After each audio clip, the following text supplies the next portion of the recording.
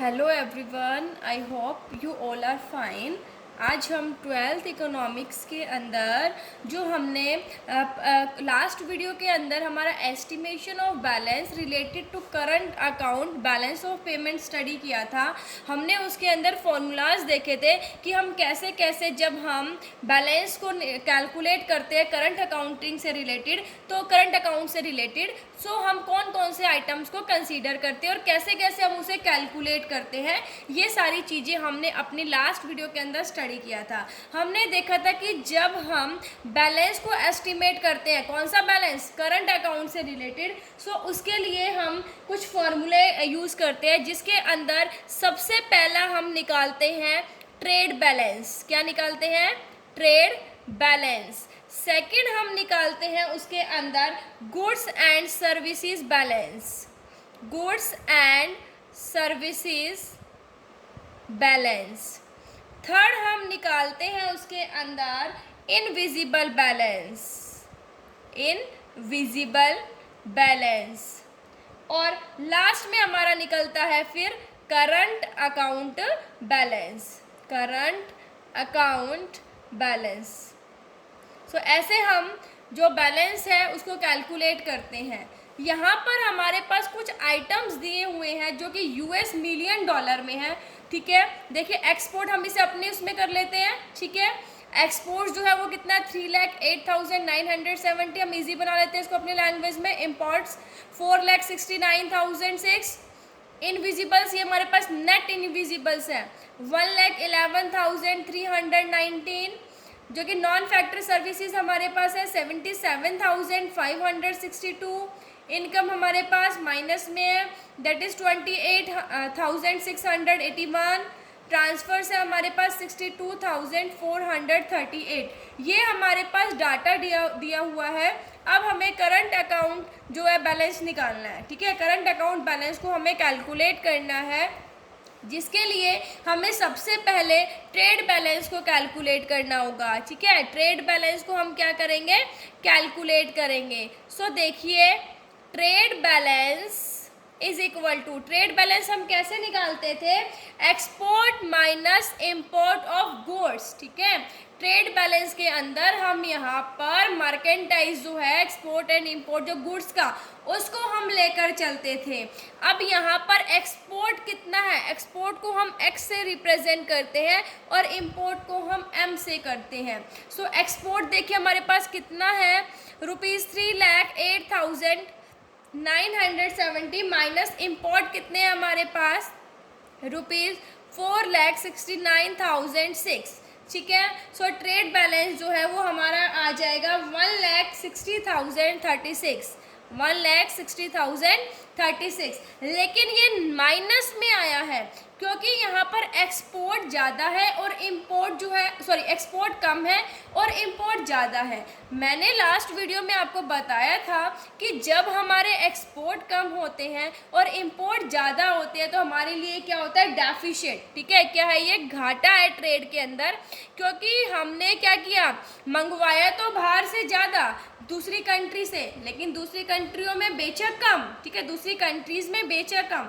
सो यहाँ पर हमें क्या हो गया, घाटा हो गया, जिसे हम डेफिशिएट से रिप्रेजेंट करते हैं। सो ट्रेड बैलेंस हमने यहाँ पर कैलकुलेट किया, जो कि हमारा आया export minus import, that is 1,60,036।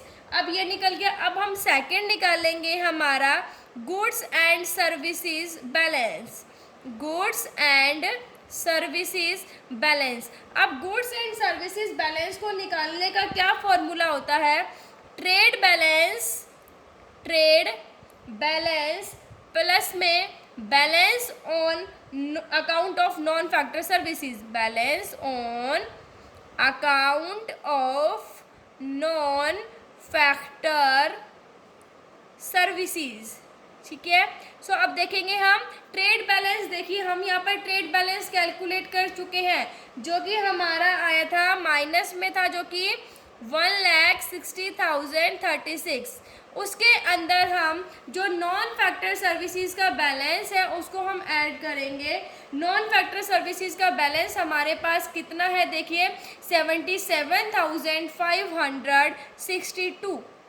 77,562, ये हमारे पास प्लस में, ये माइनस में है। प्लस में हमारा कम है, माइनस में हमारे पास ज़्यादा, तो हमारा आंसर किस में आएगा?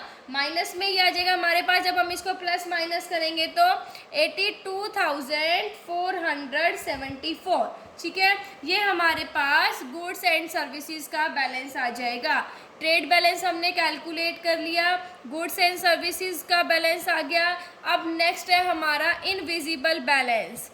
इनविजिबल बैलेंस, इनविजिबल बैलेंस को हम कैसे कैलकुलेट करते हैं, उसको निकालने का हमारा फॉर्मूला होता है balance of non factor services, balance of non factor services plus balance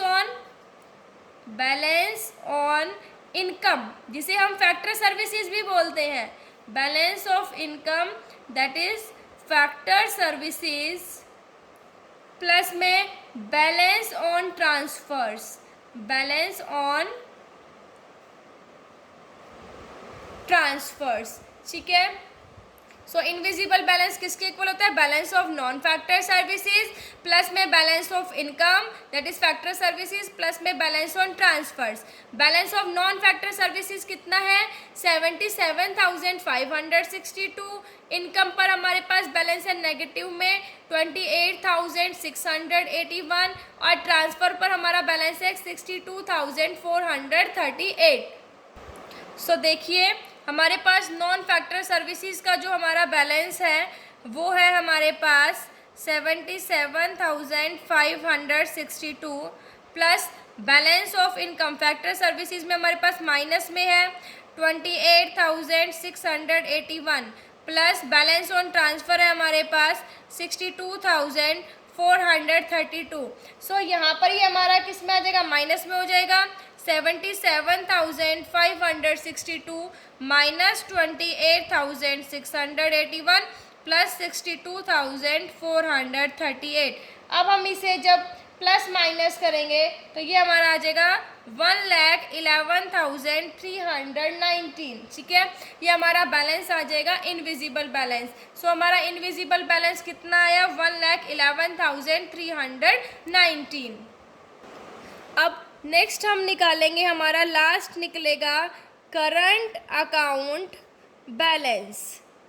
current account balance जो कि इक्वल होता है हमारे ट्रेड बैलेंस के, ट्रेड बैलेंस प्लस हमारा आ जाएगा इनविजिबल्स बैलेंस,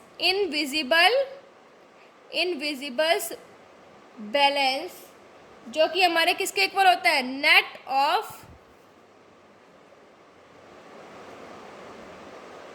ऑफ इनविजिबल्स, ठीक है।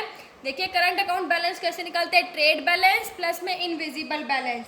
अब इनविजिबल बैलेंस किसके इक्वल होता है? नेट ऑफ इनविजिबल्स, ठीक है। सो देखिए ट्रेड बैलेंस हम कैलकुलेट कर चुके हैं जो कि हमारा आया है 1,60,036 और हमारा क्या इनविजिबल्स का बैलेंस चाहिए ना हमें, ठीक है। इनविजिबल बैलेंस किसके इक्वल होता है? Net of invisibles. Net of invisible ये था हमारा, कितना आया था? 1,11,319 और ये हम वैसे भी कैलकुलेट कर चुके हैं। देखिए 1,11,319 ये हमारा बैलेंस आ चुका है इनविजिबल। सो यहाँ पर हमारा हो जाएगा ट्रेड बैलेंस, हमने अभी कैलकुलेट किया, हमारा माइनस में आया था 1,60,036 और इनविजिबल बैलेंस हमारे पास कितना था? 1,11,319। सो हमारा जो आंसर है वो माइनस में आएगा, ठीक है। कितना आएगा माइनस में? 48,717। सो ये जो है 48,717 ये हमारा करंट अकाउंट बैलेंस आ गया। सो देखिए हमने करंट अकाउंट बैलेंस के लिए सबसे पहले ट्रेड बैलेंस निकाला, उसके बाद हमने इनविजिबल जो गुड्स एंड सर्विसेज बैलेंस है वो निकाला, देन हमने इनविजिबल बैलेंस निकाला, ठीक है। और इन तीनों के थ्रू हमने करंट अकाउंट बैलेंस को कैलकुलेट किया, ठीक है। ध्यान रखिए कि हम देखो जो एक्सपोर्ट होता है ना गुड्स एंड सर्विसेज का एक्सपोर्ट करते हैं, तो उससे जब हम एक्सपोर्ट करते हैं तो जो फॉरेन एक्सचेंज है वो हमारी इकोनॉमी के अंदर आती है, तो हम पॉजिटिव आइटम में रिकॉर्ड करते हैं। और जब हम इंपोर्ट करते हैं, कोई चीज़ मंगवाते हैं, तो हम अपनी विदेशी जो हमारी करेंसी है वो बाहर जाएगी तो उसे हम नेगेटिव आइटम में कंसीडर करते हैं। और जो ट्रांसफ़र करते हैं हम, ठीक है, जब ट्रांसफ़र करते हैं जो हमें मिला है रिसिप्ट है वो हमारे लिए पॉजिटिव है और जो हमने पेमेंट की है वो हमारे लिए नेगेटिव है। सो इन बातों को ध्यान रखना जब भी आप बैलेंस ऑफ पेमेंट का करंट अकाउंट बैलेंस कैलकुलेट करो, ठीक है। सो आज हमने करंट अकाउंट बैलेंस जो है वो कैलकुलेट किया। आई होप आपको समझ आ गया होगा। Thank you. Stay safe, stay home.